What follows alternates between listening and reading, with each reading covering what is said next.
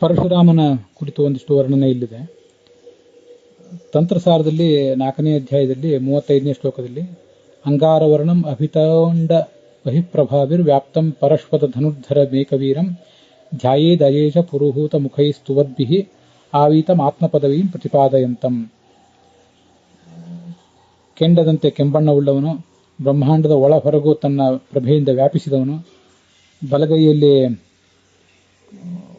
ಕೊಡಲಿ, ಎಡಗೈಯಲ್ಲಿ ಬಿಲ್ಲು ಇದನ್ನ ಹಿಡಿದಿದ್ದಾನೆ.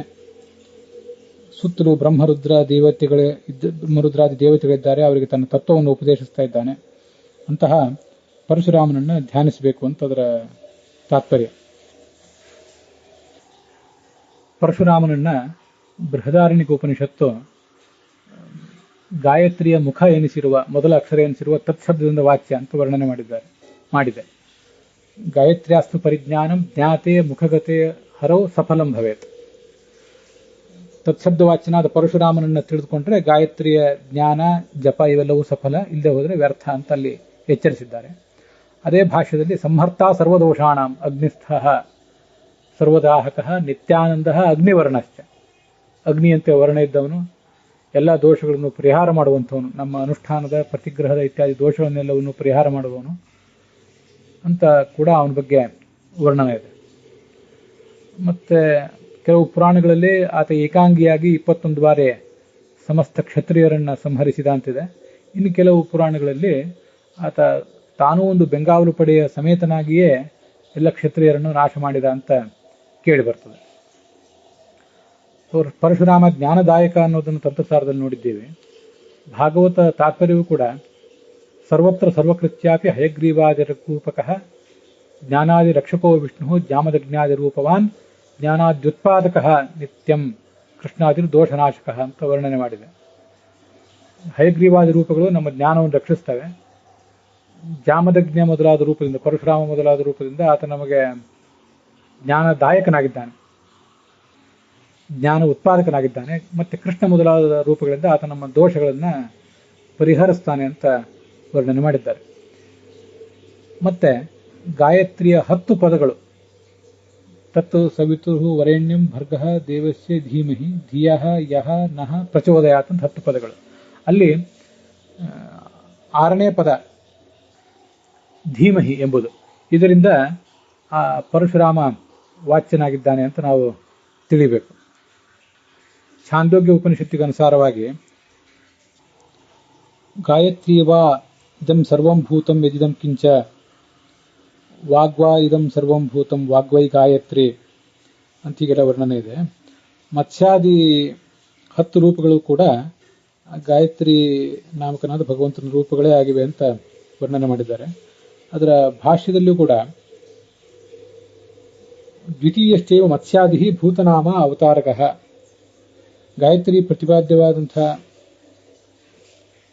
ಭಗವಂತನ ರೂಪಗಳಲ್ಲಿ ಮತ್ಸ್ಯಾದಿ ರೂಪಗಳೇನಿವೆ ಅವಕ್ಕೆಲ್ಲ ಭೂತ ಅಂತ ಹೆಸರು, ಅದು ಪ್ರತಿಪಾದ್ಯವಾಗಿದೆ ಅಂತ ವರ್ಣನೆ ಮಾಡಿದ್ದಾರೆ.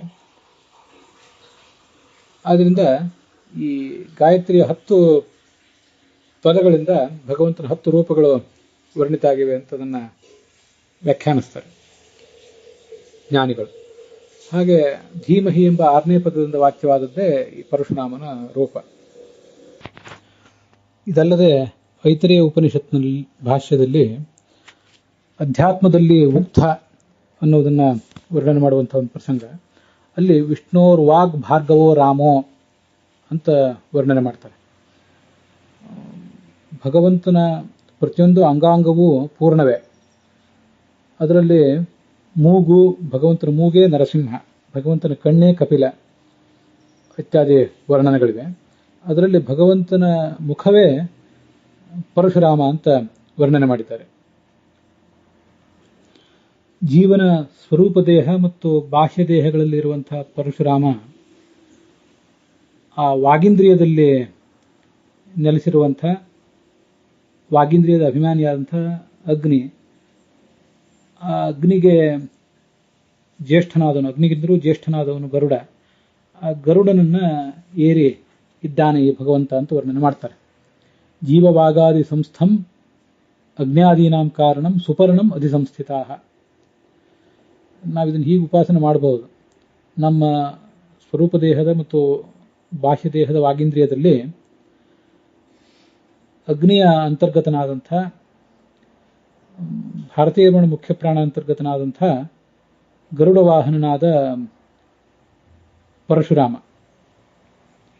ಅವನನ್ನ ನಾವು ಧ್ಯಾನಿಸಬಹುದು ಈ ಒಂದು ಆಧಾರವನ್ನು ಗಮನಿಸಿದಾಗ. ಇದಲ್ಲದೆ ಮಹಾಭಾರತ ತಾತ್ಪರ್ಯ ನಿರ್ಣಯ 21ನೇ ಅಧ್ಯಾಯ 72ನೇ ಶ್ಲೋಕದಲ್ಲಿ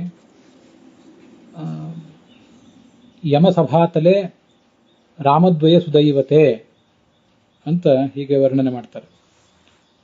ಪರಶುರಾಮ ಮತ್ತು ರಾಮ ಎಂಬ ಇಬ್ಬರು ರಾಮರಿಂದ ಕೂಡಿದ ಯಮನ ಸಭೆಯಲ್ಲಿ ಏನು ವೈಭವ ಇತ್ತು ಅನ್ನೋದನ್ನು ವರ್ಣನೆ ಮಾಡುವಂಥ ಪ್ರಸಂಗ ಅದು. ಹೀಗೆ ಪರಶುರಾಮ ಯಮನ ಸಭೆಯಲ್ಲಿ ಇದ್ದಾನೆ ಅಂತ ಕೂಡ ಅನುಸಂಧಾನ ಮಾಡಬಹುದು. ಧನಸ್ಯ ದೇವತಾ ವಿಷ್ಣು ಜಾಮದಗ್ನಿಯೋಖಿಲೇಶ್ವರ ಸ ಶಂಕರ ಶರೀರಸ್ಥ ಯಜ್ಞೋಚ್ಛಿಷ್ಟ ಧನಾಧಿಪ. ಸರ್ವೇಶ್ವರನಾದಂಥ ಪರಶುರಾಮ ರೂಪಿಯಾದ ಭಗವಂತನೇ ಧನಕ್ಕೆ ದೇವತೆ. ಅವನೇ ಶಿವಾಂತರ್ಗತನಾಗಿ ಯಜ್ಞಶಿಷ್ಟವಾದಂಥ ಯಜ್ಞದಲ್ಲಿ ಉಳಿದಿರುವಂತಹ ಧನಕ್ಕೆ ಒಡೆಯನಾಗಿದ್ದಾನೆ. ತಾತ್ಪರ್ಯ ನಿರ್ಣಯ 30ನೇ ಅಧ್ಯಾಯ ಅಲ್ಲಿ 80ನೇ ಶ್ಲೋಕ.